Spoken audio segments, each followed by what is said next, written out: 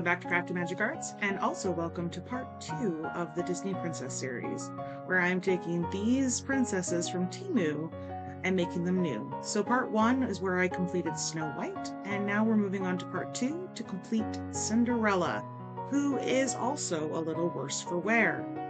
Now I can gleefully say she doesn't have the dead eyes that Snow White had, but at the same time, she's got some weird stuff going on, including her eyebrows matching her lips. That's a choice. However, she is far from perfect and still needs a lot of TLC. So here she is on my workbench, ready to get, well, changed up. Let's take off her head and look at what we have here. So you could actually remove the legs if you wanted to, I think, with a little bit of brute force, but I decided that even though it's kind of an interesting idea to have the legs separate and removable, I didn't actually like it. The reason why is all the other princesses, they had filled in dresses, so I wanted them to match and decided that instead of, pulling out her legs and painting her bloomers, I would completely fill in the space here with clay. So I'm using some DOS clay here to fill in the space and completely cover up her bloomers and fill in the dress so you can see more of the layers of the dress later on. To actually make it look good, I did have to sculpt it a bit as well. So you can see here, I'm making sure her shoes are visible. I do want to be able to still put her on her stand. So I have to make sure that the little peg is available, as well as I'd like to see her shoes. That is actually a piece that you notice on Belle's dress. It actually, they sculpted her shoes, and I thought that was really cute, so I followed through. And then I actually wanted to make it look a little ruffly under there. You will never see this. This is purely just because I'm a perfectionist. But I do want to make sure that her ruffles look really good. And yeah, so I carved them in, and so far, so good. And oh yeah, got to make sure that she's still able to stand. That is a big deal. Next, still using DOS clay, I am going to be extending the dress a bit. So this is mainly for the hands. The hands appear to be floating and not holding on to anything. I would have just glued them down if it actually reached, but they don't reach. So I needed to actually extend the dress up into the hands so it looks like they're holding them. This was the case mainly for the one you're seeing now, but also for the next one here. It wasn't as much, but it still just wasn't connecting. So I added a tiny bit of fabric there, or clay. It will look like fabric eventually, to that space. So while I still have my DOS clay out, I just wanted to make sure that it looked good and that any gaps from the way the model was made was filled with DOS clay. And I do it along the edge of the poofy thing at the top, as well as the different layers in the dress. You can briefly see that when you're looking at it from the bottom. You can see that there is some clay in there as well. And it's looking so far so good. I mean, messy, but works. Here, it's time to work on the head. Now, I don't know why, I really don't understand Cinderella's hair, but she's got these big things on the side of her head, which has to be fixed. So instead of trying to fix it while they're all connected, I actually do rip them apart and yeet her across the room. It's okay, I do find her and get it all sorted. And here you can see that these have to go. I don't know what they are, but they're like on the side of her ears, but they're not her ears. But for some reason, they decided to make it like clumps of hair. It looked almost like earmuffs, but made of hair, which is disgusting. With that all sorted, I decided to work on making the paint. So I am going to be trying to make Cinderella's colors as close to the original as possible. I am not in camp Cinderella wears blue. I don't think she wears true blue the way that they show her. As you can see here, it's more of a silver. It is challenging to match though, because while it's not blue, it looks really blue right now. It's not blue, I swear. It's more like a really pale blue, but it's not the blue that they show in all the marketing and stuff. So yeah. Here I'm making the secondary color. I actually used the original color as the base, so I wouldn't have to try to match it as closely again, and I just lighten it up, because that's what the secondary color essentially is. It's just a lighter version of the first color. And it's looking pretty good. As you can see, I'm actually using the reference photos to help with color matching. It's not perfect, but it's better than not at all. And now I'm working on Cinderella's hair. It's a little bit more challenging to match because Cinderella's hair is not a true yellow. It is kind of like a dirty blonde, which I think is absolutely beautiful. And it's a shame that it's not represented in their marketing. Now we're going to go into the face. Instead of using acetone, which does not work, I literally have to scrape and sand the paint away. There's no way to remove it otherwise, so that's what I do. I just gotta be careful not to accidentally sand away the nose. Now moving on to the hair, I decide not to prime it. I just made sure I sanded it ahead of time and covered it with the color I made. Honestly, this worked well. I don't think I needed to prime this because it does have a good base color, and it adhered well enough due to the texture and the sanding. Now, I cannot say the same for the other pieces. When I'm working on the face, I use this really light color and I think, okay, like one coat should be good. It's going to cover what I need. So now I'm going on to the second coat. Yeah, it's still not covering. So I'm going to use my heat gun to get through this. So we're moving on to the third, and yeah, that's still not covered. We're just going to use a heat gun again. And fourth coat here, it's still not covering that paint that I tried to scrape off. And so I'm using my heat gun again. Let's go to the fifth. Am I on the fifth layer? Yeah. And we're gonna use a heat gun again. We're just gonna keep doing this until we get perfect full coverage. Okay, let's just do it one more time. Sixth time has to be the charm, right? It has to be the charm. But you know what? It's good enough. I will tell you honestly, it took about 4 more coats after that. Lessons were learned. Moving on.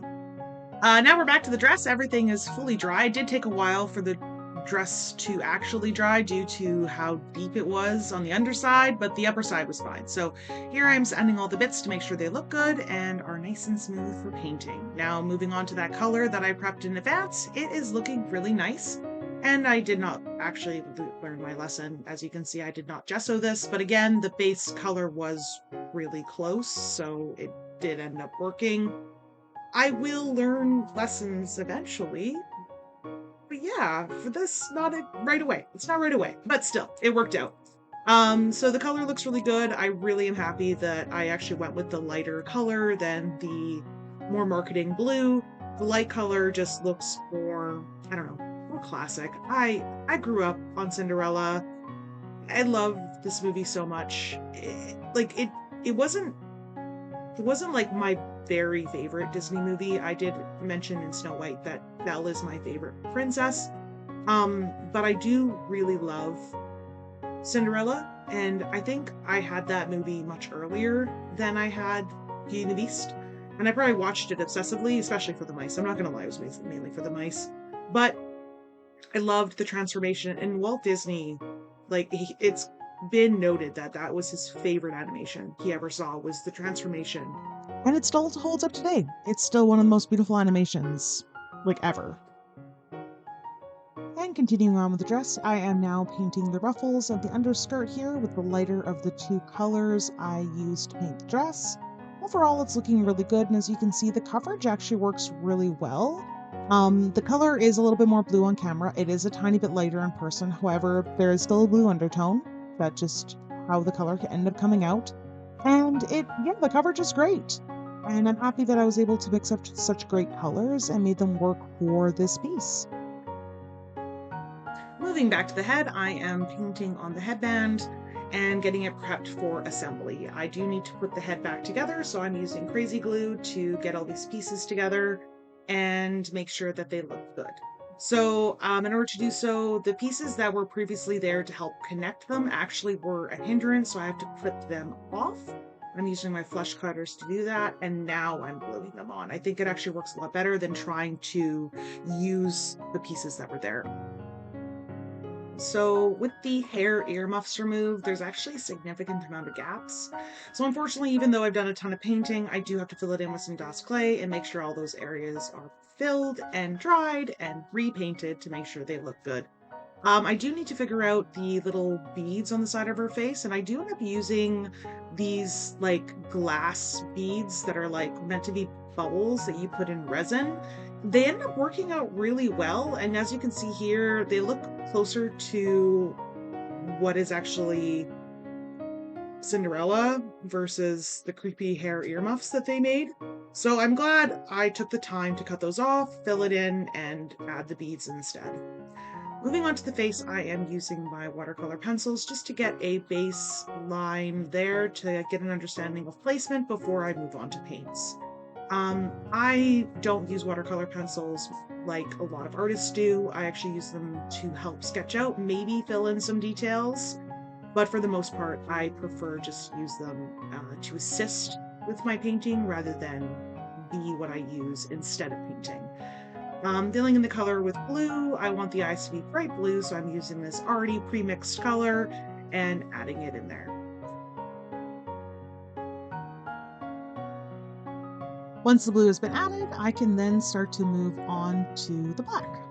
Now I'm not going for the pupils right away, I actually go for the eyelashes. This is just my order of operation, and I think it works really well because I'm able to control the size and shape before getting into too much of the details. Now that the eyes are ready to go, I'm going to move on to the lips and add a little bit of this darker pink. I wanted to kind of stand out but not be too dark.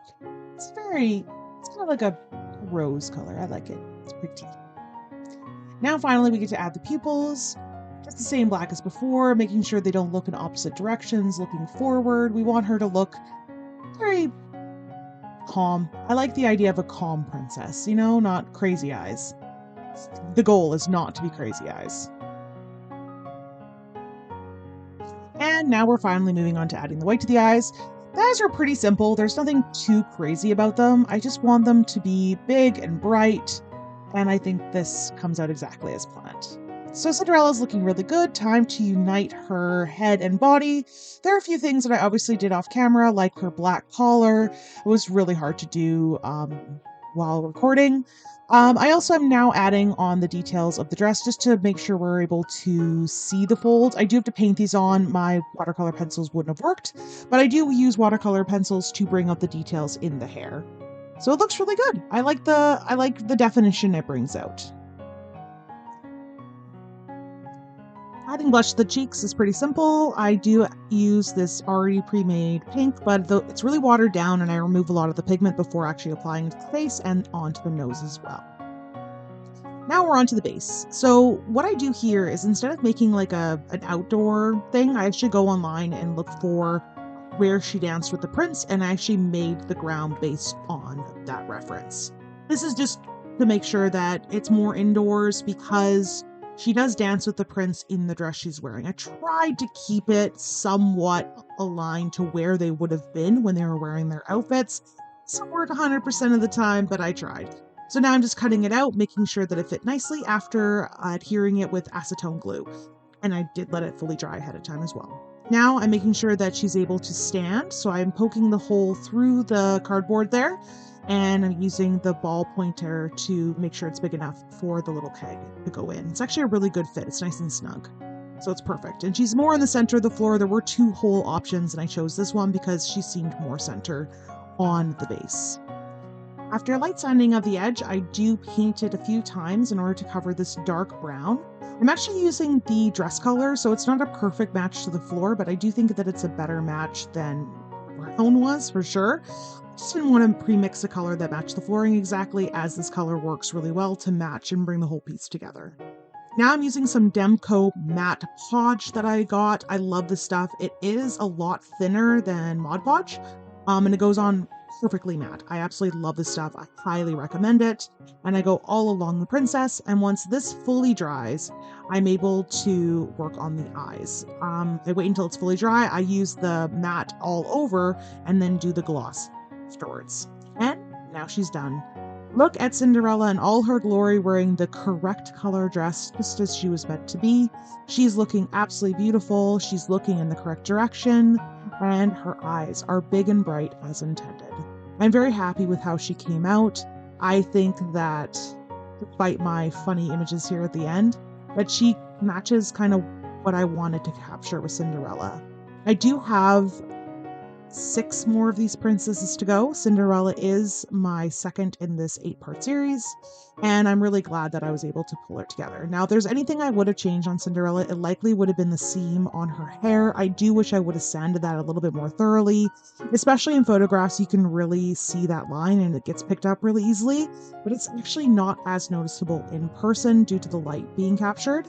But overall, I do think that she turned out quite lovely despite that fact, and I'm really grateful that I was able to get her to where she is now. So I hope you enjoyed this little remake and are enjoying the series thus far. If you are, please like, comment, share, and subscribe. And I hope to catch you in the next 6 parts. Thanks and have a great day. Bye.